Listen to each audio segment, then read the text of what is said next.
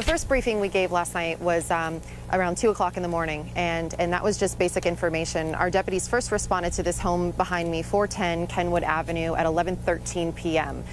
From there, the investigation moved very rapidly. What we knew last night was that there was a shooting, and that was kind of the basics of what we knew. This morning, things have evolved quite a bit. Detectives are now considering this a double murder and suicide. So to be clear, there's actually 5 individuals involved in this incident, 3 of whom are deceased. Okay, and of course, as always, the official cause of death comes from the medical examiner's office, but it appears, based on preliminary investigation, that all 3 individuals who are deceased died as a result of gunshot wounds. 2 of those individuals are victims, again, and then we have the suspect, or the individual we believe is the suspect, who's died from an apparent self-inflicted gunshot wound. We also have another individual, a victim, who was transported last night via Bayflight for some traumatic injuries. She is currently in critical condition. She is a female at a local hospital. And then we also have another individual, another victim, who was treated for minor injuries. He's since been released and he is okay. Things are quite fluid. The most important thing for us right now is to notify next of kin, and there's a couple steps involved there. So from a law enforcement perspective, we're not ready to release the identity of those involved, but again, we can tell you there are 3 people who are deceased, unfortunately, today. Truly a tragic situation anytime there's any sort of loss of life. And again, another important thing to mention is everything is contained. Everyone that we were looking for is contained. So with that, I'll take any questions you might have. For those people who were brought to the hospital, one with some trauma, the other with a minor injury, how did they sustain those injuries? Also gunshot wounds, or? The minor injuries, no, that was not a gunshot wound. There's actually a second element to this, an aggravated battery, that's also being investigated. I don't have a lot of information on it right now. And as far as the individual who was transported, yes, she suffered a gunshot wound. And so again, she's in critical condition right now. We're just waiting to hear about her status, and hopefully she's going to be okay. Can you walk us through what detectives believe led up to this? I mean, we're seeing some evidence markers even across the street, out front. Sure. What do they think transpired before this happened? Well, and that's a good question, and I appreciate you bringing that to our attention. There's a lot of moving pieces here, and there's essentially a couple different crime scenes that we're working with. Of course, we've got the residential area, but then we also have an area right across the street where there was a minor dispute as well. That's where the aggravated battery took place. Again, I don't have a lot of information on that. I don't want to go into detail. What we do know, though, is everyone who's involved is known to one another. So this wasn't a random act. These individuals knew one another. Again, unfortunately, those 2 victims that are deceased do know the individual who is identified as a suspect at this time.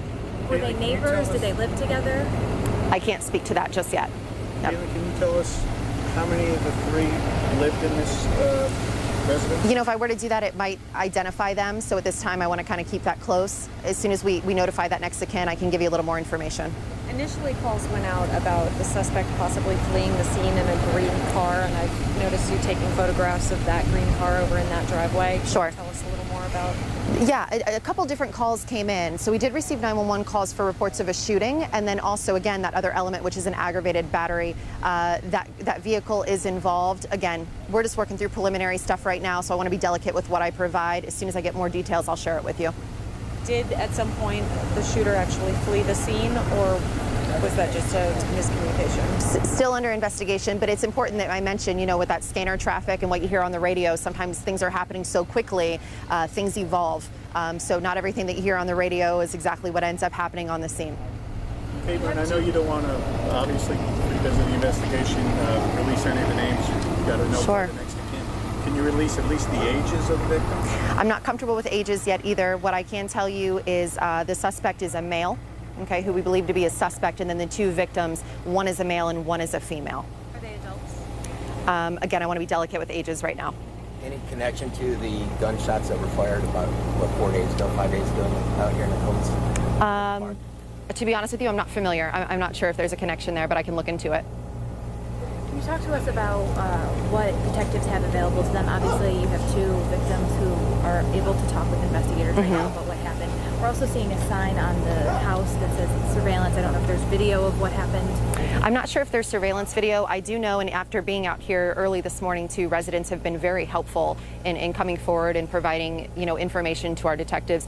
So at this point, again, we feel like things are pretty contained, but certainly if there's someone out there that has information they think is relevant, they're welcome to come forward. Neighbors telling us that police have responded here numerous times in the past. I can't speak to that. I'd have to, you know, to see what the involvement has been in this area, but it's a relatively safe area. As you can see, there's a lot of residents here that are very concerned, and our priority is just to contain things here and make sure everyone's okay. Thank you. Sure. Thanks. Appreciate the update. Absolutely.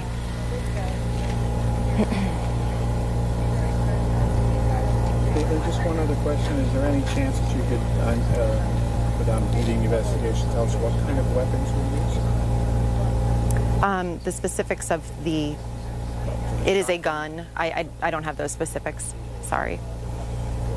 Was it just one gun used in this? I'd have to confirm that too. I'm not quite sure. There wasn't somebody trying to defend themselves? Double murder suicide for now. And just to confirm what you said before, Caitlin, the two of the deceased knew the shooter? Everyone here is known to one another. Everybody clear? Yep. Yeah. Thank you very much. You're welcome.